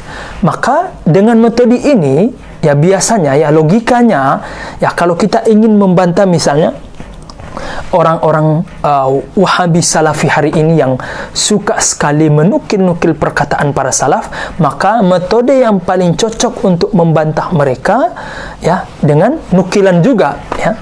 Begitupun dengan Imam Asy-Syafi'i. Beliau ingin membantah argumentasi Imam Abu Hanifah dengan metode yang dipakai oleh Imam Abu Hanifah, berharap dari penggunaan metode ini bisa diterima oleh ulama-ulama Hanafiyah. Pertama, beliau kenapa mencukupkan dengan ayat ini? Itu untuk berharap agar bisa diterima dalil yang beliau gunakan. Yang kedua, kata beliau, kata Imam Syafi'i, wahai Imam Abu Hanifah, perhatikan, ada korelasi antara junub dengan tagtasilu di sini. Nah, orang-orang Arab dahulu, kata Imam Syafi'i, tidaklah mereka menggunakan kata-kata junub kecuali untuk menggambarkan hubungan suami istri, al-jima, ya, jima mutlaqan, ya, hubungan suami istri. Maka kapan seseorang itu, atau kapan suami istri berhubungan suami istri, maka itu sudah masuk dalam cakupan junub. Terlepas dia keluar mani atau tidak, maka dia sudah masuk dalam lafaz junub. Dan orang junub, terlepas dia tidak keluar atau sudah keluar mani, maka dia harus mandi. Di ayat ini perhatikan teman sekalian, ya, detailnya Imam Syafi'i dalam memilih ayat untuk membantah Imam Abu Hanifah. Kata Imam Syafi'i, lihat hubungan korelasi lafaz antara lafaz junub dengan ghasal di sini. Tentu teman-teman sekalian, sebagaimana kita tahu, ya, pemilihan lafaz dalam firman Allah Subhanahu wa taala ini bukan sesuatu yang tidak ada pelajaran, bukan sesuatu yang abath, tapi ada hikmah di balik pemilihan lafaz. Nah, Allah Subhanahu wa taala memilih, ya, junub dan juga ghasal untuk menjelaskan tentunya dalam ayat ini bahwa siapa saja yang berhubungan suami istri, terlepas dia keluar atau tidak, maka wajib baginya mandi. Lihat, ya, teman-teman sekalian, betapa detailnya Imam Syafi'i dalam membantah argumentasi Imam Abu Hanifah. Ya, ala kulli hal, saya hanya ingin memberikan atau teman-teman sekalian, saya ingin bagaimana fikiran kita terbuka, bagaimana kita membaca bangunan argumentasi yang digunakan oleh para ulama kita, ya, agar kita bisa berfikir ala para fuqaha, ya, agar kita tentunya tidak jumud. Nah, teman-teman sekalian, kesimpulannya adalah dalam mazhab kita dan juga mayoritas ulama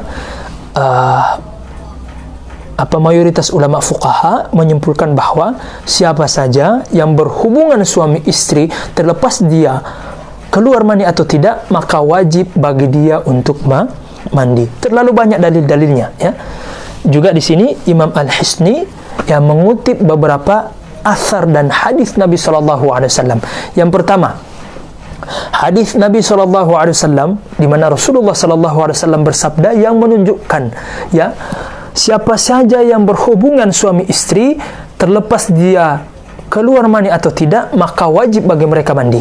Pertama adalah Rasulullah SAW bersabda, "Idzal taqa al-khitanan wajaba al-ghusl." Ya.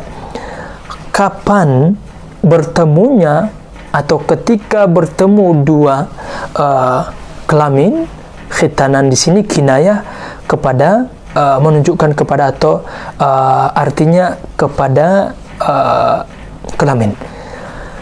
Kapan dua khitan bertemu, maka wajib mandi.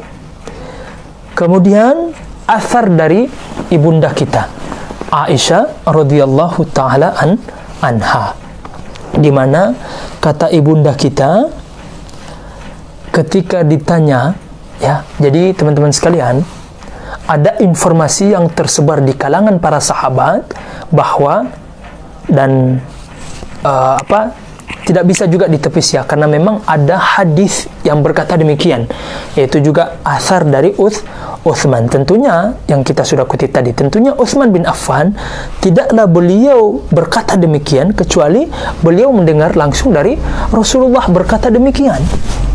Nah, maka tidak bisa dipungkiri bahwa memang asal muasal dari perdebatan di kalangan jumhur ulama dengan Imam Abu Hanifah karena asar ini, bahwa memang tes 1 2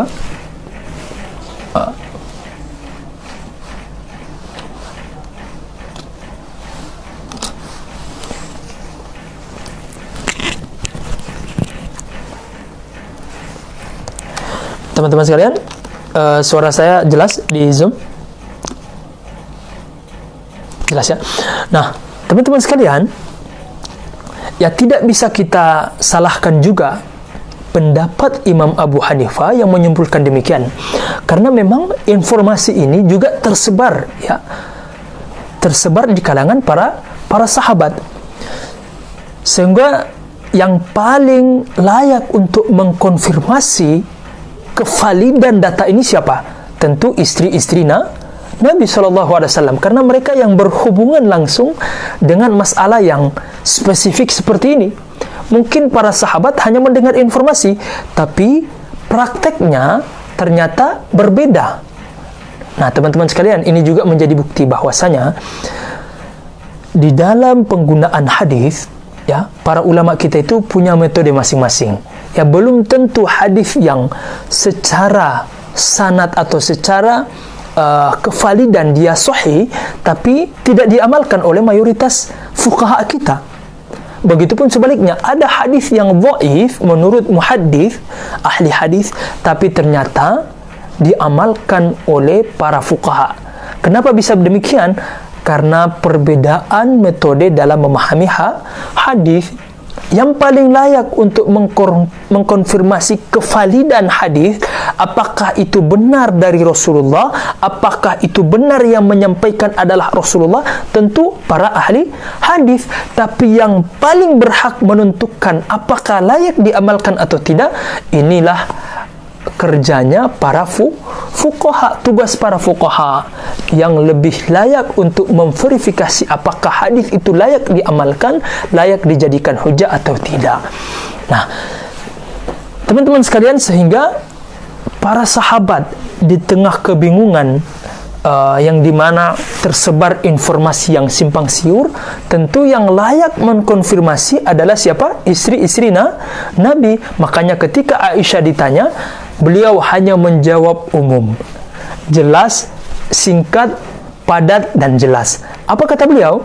Kata ibunda kita ketika ditanya, apakah mandi wajib? Apakah seseorang itu harus mandi ketika dia berhubungan suami istri walaupun tidak keluar mani? Apa jawab ibunda Aisyah kita? Dan di sini juga seru teman-teman sekalian ya.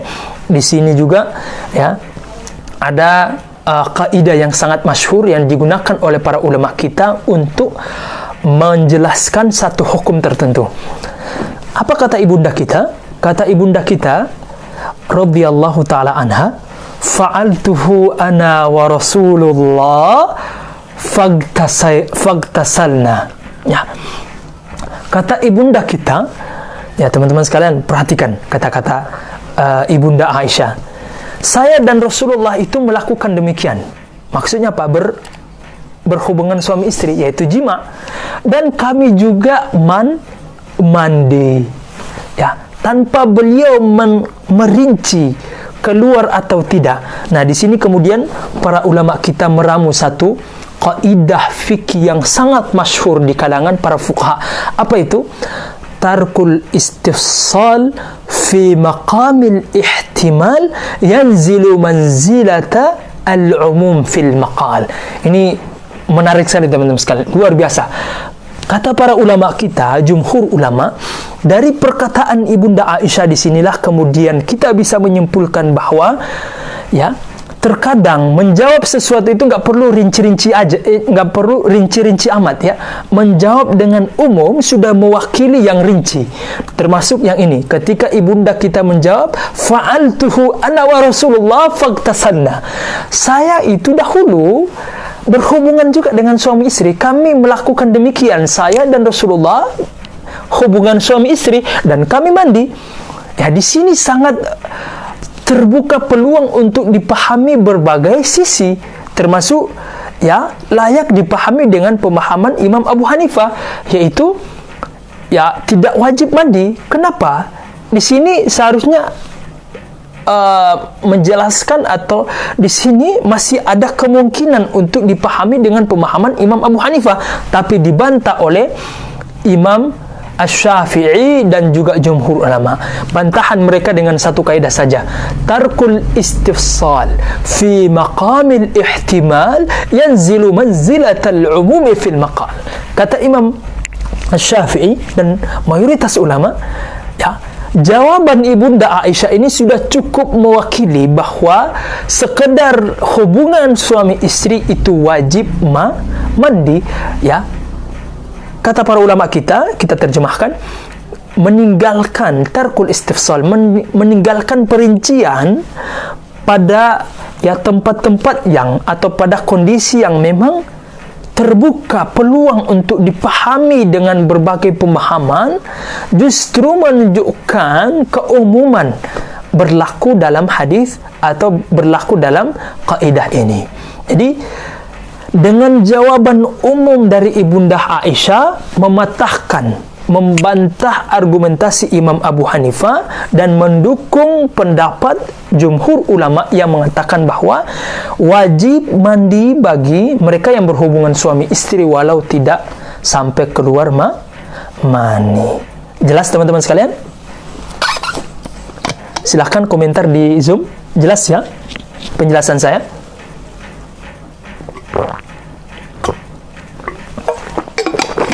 Atau teman-teman ini udah pada ketiduran ini? Alhamdulillah, Masya Allah, di Timika masih semangat ya. Jadi Ukhti Fitri ini salah satu murid kita, masih hidup, Alhamdulillah. Saya kira udah pada teler semua, udah fly. Ya, jadi teman-teman sekalian, tadi itu murid kita yang di Timika, Masya Allah, mereka masih semangat menyimak kajian kita. Ala kulli hal teman-teman sekalian, kayaknya kita nggak bisa mengambil semua ya. Ini saking rincinya permasalahan kita pada malam ini. Nah, kita cukupkan nanti beberapa Mungkin kita tambah lagi satu ya. Jadi dari sini teman-teman sekalian bisa kita simpulkan bahwa pertama, ya para ulama kita itu punya metode dalam memahami hadis, ya. Dan metode antara ahli hadis dengan fuqaha itu berbeda dalam menyikapi hadis. Jangan kita samakan. Maka jangan bercepat-cepat atau jangan terlalu cepat kita menghukumi bahwa imam fulan ini tidak paham hadis, imam fulan ini paling paham hadis, imam fulan ini tidak paham hadis. Ya tidak, jangan terlalu gegabah kita menilai ya para ulama kita. Bisa jadi mereka punya metode sendiri dalam memahami hadis, sebagaimana metode-metode yang digunakan oleh para fuqaha kita, di mana satu dengan yang lain itu berbeda dalam metode fikih mereka. Ya. Kedua, teman-teman sekalian, dalam hukum hubungan suami istri, ya, itu wajib mandi bagi mereka yang berhubungan suami istri walau tidak sampai keluar mani. Nah, walaupun nanti ini ada beberapa furu, cabang-cabang masalah yang sifatnya detail. Misalnya, apa hukum berhubungan suami istri dengan menggunakan alat kontrasepsi seperti kondom? Ya, apa hukumnya? Ya, misalnya menggunakan, karena kan definisi jima itu apa? Kita kembalikan ke pembahasan awal, yaitu ibaratun an taghibil hasyafati aw qadriha. Maka sekedar hilangnya, tenggelamnya hasyafa ini ke dalam kemaluan istri, maka wajib mandi.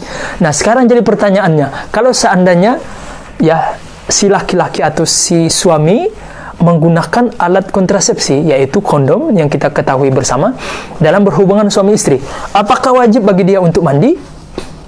Nah, ini pembahasan sangat detail lagi ya, butuh waktu untuk kita menjelaskan.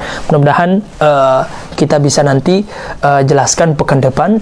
Intinya, secara umum dalam mazhab kita itu, mazhab Syafi'i, ada 3 pendapat ya. Yang pertama, dan ini pendapat mayoritas ulama Syafi'iyah, adalah wajib mandi ya, bagi mereka yang berhubungan suami istri kemudian menggunakan alat kontrasepsi seperti kondom misalnya. Kedua, pendapat yang kedua, dan ini masih pendapat yang saya nggak berani katakan muktabar, tapi ada pendapat ini dalam mazhab Syafi'i, yaitu tidak wajib mandi ya, tidak wajib mandi, dia hanya wajib berwudu saja ya. Ilatnya, alasannya kenapa hanya sampai berwudu, karena orang yang menggunakan alat kontrasepsi kondom atau penghalang biasanya tidak merasakan kenikmatan ketika berhubungan suami istri, walaupun ini sangat terbuka untuk kita kritisi lagi. Dan pendapat yang ketiga ini pendapat yang lumayan bagus dalam artian pendapat ini mengkritisi pendapat yang kedua ya, sekaligus membuat pendapat baru ya. Pendapat yang ketiga ini mereka merinci. Pertama, kalau seandainya alat kontrasepsi kondom ini dia tipis sampai merasakan, artinya tidak ada bedanya ya, sama-sama merasakan kenikmatan dalam berhubungan suami istri, maka tetap dia wajib mandi. Kalau seandainya alat kontrasepsi ini dia tebal sampai tidak merasakan kenikmatan dalam berhubungan suami istri, hanya istrinya saja yang merasakan kenikmatan, maka bagi laki-laki ini tidak wajib mandi ya. Walaupun ya ini pendapat, kita kembalikan kepada pendapat yang mu'tamad, yaitu pendapat kita dalam mazhab Syafi'i yang mu'tamad adalah tetap wajib mandi. Nah, teman-teman sekalian yang dimuliakan oleh Allah Subhanahu wa taala, ini waktu sudah sangat panjang, kita ambil satu lagi. Yang kedua adalah khurujul mani ya, yang menyebabkan seseorang itu mandi wajib adalah keluarnya mani.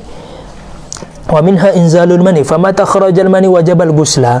Nah, kapan seseorang itu keluar mani, baik dia sadar maupun tidak sadar, baik dia dalam kondisi terjaga maupun dalam kondisi tidur, maka kapan dia dapati sisa bekas air mani, maka wajib baginya untuk mandi Nah, dan ini pendapat dalam mazhab kita. Nah, Imam Al-Hisni membawakan dalil sabda Nabi sallallahu alaihi wasallam, wal aslu fi dzalika qauluhu sallallahu alaihi wasallam, dan dalil dalam permasalahan ini adalah innamal ma'u minal ma'. Hadis Nabi sallallahu alaihi wasallam, innamal ma'u minal ma'. Ya, air, ya, bagi siapa maksudnya, ini kinayah, ya, penjelasan atau untuk menjelaskan bahwa siapa saja yang keluar mani maka wajib mandi wajib, ya, terlepas dia berhubungan suami istri, keluar maninya karena hubungan suami istri atau karena mimpi basah, maka patokannya adalah kapan dia melihat air mani maka wajib baginya mandi. Walaupun masalah ini ada beberapa perincian, bahkan yang di sini juga dalam kitab Syarah Kifayatul Akhir ini dirinci oleh Imam Al-Hisni. Ya, mudah-mudahan nanti pekan depan kita ambil perinciannya. Nah, kemudian beliau masuk. Nah, mani itu seperti apa sih?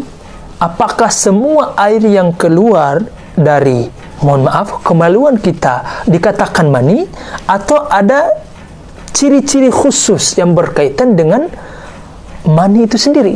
Nah, disebutkan di sini, "Tsumma lil mani thalatha aw thalathu khawasin yatamayyazu biha 'anil madhi wal wadi." Nah, teman-teman sekalian, untuk ciri khusus mani itu disebutkan bahwa mani itu punya ciri, dan cirinya, ya, paling tidak disebutkan oleh para fuqaha kita, terkhusus Imam Al-Hisni, ada 3 cirinya. Yang pertama adalah lahu raihatun ka raihatil ajini wat tal'i ma dama ratban. Nah, biasanya mani itu ciri khususnya adalah punya bau yang khusus. Baunya kalau dia basah itu lebih dekat kepada bau pandan. Teman-teman bisa pernah cium pandan, ya? Atau ada di sini yang nggak pernah cium pandan? Kasihan sekali hidupnya antum kalau nggak pernah cium pandan. Ya, jadi semua pernah cium pandan, ya. Nah, begitulah bau mani ketika dia basah, yaitu mirip-mirip atau mendekati kepada bau pandan. Kalau dia kering, kata para ulama kita, fa idza jaffa asbahat raihatuhu raihatal bayad. Kalau dia kering, maka baunya itu lebih mendekati kepada bau telur. Nah, ini teman-teman sering cium telur, ya. Ini kebangetan sekali kalau antum nggak pernah cium telur. Nah, mani itu kalau kering, baunya persis seperti telur. Yang kedua, ciri khusus dari mani itu adalah at-tadaffuk bidafa'at, ya, memancar, ya, atau apa, ya, bahasa yang agak sedikit vulgar, ya, mohon maaf, ya, muncrat atau memancar, ya. Tadafuk itu memancar, atau bahasa kasarnya, vulgarnya itu tadi, ya, saya nggak mau sebutkan lagi. Nah, dalilnya adalah firman Allah Subhanahu wa taala, mimma indafiq, ya, yaitu asal muasal manusia, ya, yaitu berasal dari air yang terpancar, yaitu air mani. Ciri khusus yang ketiga yang berkaitan dengan air mani adalah at-taladzuz bi khurujihi wastiqabuhu futuri dzakari wa inkisari syahwa. Dan ciri khusus yang ketiga, biasanya kalau keluar mani itu merasakan kelezatan. Nah, merasakan kelezatan ketika dia keluar. Dan biasanya ketika beberapa selang keluarnya mani itu biasanya bersamaan dengan lemahnya kemaluan kita. Itu yang lemahnya kemaluan laki-laki, dan juga hilangnya syahwat. Nah, ini 3 ciri khusus dari mani. Tapi beliau di sini merinci, wala yashtaritu ijtima'ul khawas. Tapi untuk mengidentifikasi mani itu tidak mesti terkumpul 3 ciri khusus ini, ya. Bal yakfi wahidatan fi kaunihi maniyan bila khilaf. Bahkan cukup salah satu di antara ciri-ciri di atas kalau ada, maka itu bisa dihukumi sebagai air mani. Dan juga beliau menyebutkan di sini, biasanya untuk jenis mani perempuan itu berbeda keluarnya ketimbang laki-laki. Secara umum laki-laki keluar mani dengan cara memancar, di sebagian perempuan itu tidak mesti harus memancar, ya. Di sini beliau sebutkan wal mar'atu karrajuli fi dzalik. Secara umum ciri-ciri mani perempuan itu sama seperti laki-laki, hanya saja di sini disebutkan oleh Imam An-Nawawi la yashtaritu tadaffuq fi haqqiha, tapi tidak harus memancar air mani bagi perempuan, yaitu la yashtaritu tadaffuq fi haqqiha, ya. Wa taba'a fihi Ibnu Shalah, dan ini juga pendapat Ibnu Shalah. Nah, teman-teman sekalian yang dimuliakan oleh Allah Subhanahu wa taala, ini ya penjelasan yang masih ada lagi, tapi karena waktu yang tidak memungkinkan maka kita cukupkan dulu sampai di sini. Insyaallah pekan depan kita akan lanjutkan kembali beberapa cabang masalah yang keluar dari hal-hal yang berkaitan dengan air mani ini, ya, khususnya ya seseorang yang misalnya tidur kemudian tidak ingat, ya, dia bermimpi, tapi ketika dia bangun dia mendapati ada air mani. Nanti insyaallah kita akan bahas pada pekan depan lebih rinci lagi insyaallah, ya. Itu dulu teman-teman sekalian. Kalau ada pertanyaan, kita berikan sesi pertanyaan 5 menit bagi teman-teman yang ingin bertanya. Yang di Zoom silahkan langsung bertanya langsung dengan cara hidupkan mikrofonnya. Bagi teman-teman yang di Facebook yang ingin bertanya, silahkan langsung bertanya melalui kolom komentar di WA. Fadhal, silahkan kita berikan waktu untuk bertanya yang berkaitan dengan taib. Fadhal Syekh Gempar. Ahlan wa sahlan. Kalau saya tahu saya jawab. Kalau saya nggak tahu, wallahu alam.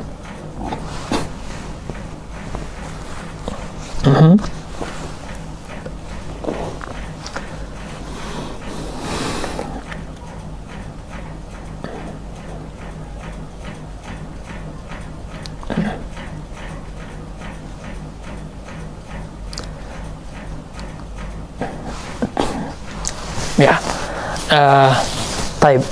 Jadi untuk pertanyaan antum, Syekh Gempar, itu sebenarnya sudah dijawab oleh MUI kita, bahkan juga beberapa organisasi yang mewakili representasi mazhab Syafi'i, termasuk di sini adalah NU, Nahdlatul Ulama. Mereka sudah memberikan jawaban yang menurut saya sangat komplit dan kompleks, ya. Jadi beserta dengan uraian pendapat yang mu'tamad dalam mazhab Syafi'i terkait rapatnya shaf. Jadi antum bisa lihat secara langsung di sana untuk jawaban dari pertanyaan antum. Intinya kalau ada pertama dalam mazhab kita memang untuk merapatkan shaf itu bukan sesuatu yang harus atau wajib, ya. Yang kedua, selama ada maslahat, ya, apalagi maslahatnya benar-benar mutahakkik, benar-benar ada, maka yang seperti ini boleh untuk diamalkan. Dan bagi orang yang mengamalkan maslahat ini atau teori ini, insya Allah mendapatkan hukum sholat berjamaah. Untuk detailnya silakan antum bisa rujuk kepada mungkin pembahasan atau tulisan-tulisan teman-teman NU, atau bisa merujuk langsung kepada fatwa MUI. Alhamdulillah sudah dijawab sama MUI kita. Yang lain silahkan. Waalaikumsalam warahmatullah. Perkenalkan dulu siapa nama antum. Ini George. Untuk akun WA-nya apa? Vino, ya. Oh ya ya, taib. Masya Allah, ahlan wa sahlan. Fadhal, silahkan.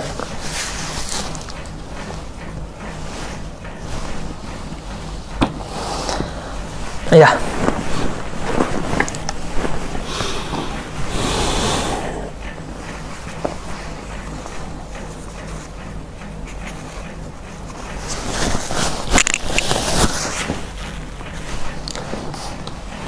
Ya, taib. Itu ya. Taib. Jadi kalau kita melihat kembali kepada definisi ulama kita tentang mandi, ya di mana kata para ulama kita, di mana mazhab Maliki mereka mendefinisikan mandi itu adalah ta'mimul ma'alal badan, ya mengguyurkan air ke seluruh tubuh tanpa menspesifikasi anggota-anggota tertentu. Pokoknya kapan air itu kena di anggota tubuh kita maka sudah dikatakan mandi. Begitu juga dengan definisi ulama kita, yaitu ulama-ulama Syafi'i yang mengatakan sainul ma alal badan. Pokoknya sekedar mengalir air di badan maka itu sudah layak dikatakan mandi. Maka kapanpun ketika kita mengguyurkan air ke seluruh tubuh kita tanpa harus mengkhususkan anggota-anggota tubuh tertentu, maka itu sudah dikatakan mandi. Berbeda lagi nanti pada definisi ulama Hanafiyah dalam mandi wajib mereka, yang dimana mereka mewajibkan anggota-anggota tertentu itu harus kena air. Misalnya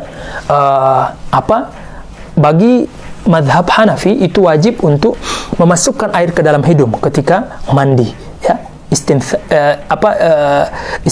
ya, wajib memasukkan air ke dalam hidung. Nah, itu sebagai imbas dari definisi mandi mereka terhadap mandi wajib. Adapun jumhur ulama, termasuk imam kita Syafi'i atau ulama-ulama Syafi'iyah dan juga mayoritas ulama-ulama Malikiyah, dengan berpatokan kepada definisi mandi ini, maka cukup atau kapanpun badan kita diguyuri oleh air, ya, maka itu sudah cukup dikatakan sebagai mandi. Sudah gugur kewajibannya untuk mandi besar. Adapun untuk misalnya menambah keutamaan pahala, ya silahkan tentunya kita menambah dengan sunnah-sunnah mandi. Seperti misalnya mengguyur di sebelah kanan 3 kali, kemudian sebelah kiri 3 kali, setelah tentunya mengguyur seluruh tubuh 3 kali, kemudian setelah itu berwudu dan sunnah-sunnah mandi lainnya, termasuk menggosok badan. Nah, jadi di sini juga dikeluarkan bahwasanya mandi wajib tidak harus menggosok badan. Ya, pokoknya kapanpun badan kita terkena air, terguyur air, badan anggota tubuh secara umum, maka sudah gugur kewajiban kita mandi wajib. Adapun kalau kita ingin tatawu, ya, faman tatawwa'a bihi khairan fahuwa khairul lah. Sebagaimana firman Allah Subhanahu wa taala, siapa ingin menambah siapapun atau siapa saja yang ingin menambah pahala, maka silahkan, ya, disempurnakan dengan sunnah-sunnah mandi yang lainnya, seperti yang saya sebutkan tadi, yaitu sebelumnya berwudu, kemudian memasukkan air ke dalam lubang-lubang tertentu, dan mengguyurkan di sebelah kanan dan di sebelah kiri sebanyak 3 kali, dan diakhiri dengan mencuci kaki, silahkan. Adapun sekedar untuk menggugurkan kewajiban mandi, maka dengan cara yang seperti itu, sesuai dengan definisi ulama kita, itu sudah cukup dikatakan dia sudah mandi besar. Wallahu ta'ala alam. Mudah-mudahan jelas. Yang lain silahkan. Wa'alaikum, sama-sama. Silahkan yang lain.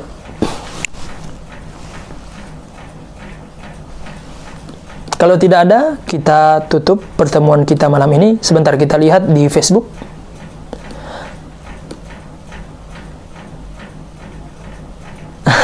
Taib, silahkan.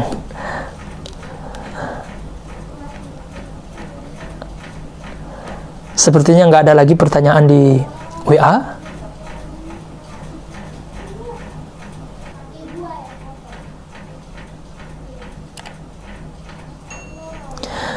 Taib, tidak ada lagi pertanyaan. Berarti ini menandakan sudah cukup, ya, insyaallah pertemuan kita malam ini. Mudah-mudahan kita bisa ketemu lagi pada pertemuan berikutnya di hari Kamis insyaallah, ya, dengan pembahasan yang berbeda. Mudah-mudahan kita semua bisa istiqamah dalam menuntut ilmu dan juga diberikan kesehatan oleh Allah Subhanahu wa taala, agar kita tentu bisa maksimal dalam menuntut ilmu. Ya, mudah-mudahan kita di lain kesempatan bisa bertatap muka secara langsung, ya, bukan sekedar santri online, tapi benar-benar kita bisa saling bertatap muka, saling ketemu, ya, saling ketemu langsung lah ya. Ya, mudah-mudahan pertemuan kita malam ini diridhai oleh Allah Subhanahu wa taala, diridhai oleh Rasulullah sallallahu alaihi wasallam, agar lebih berkah pertemuan kita malam ini.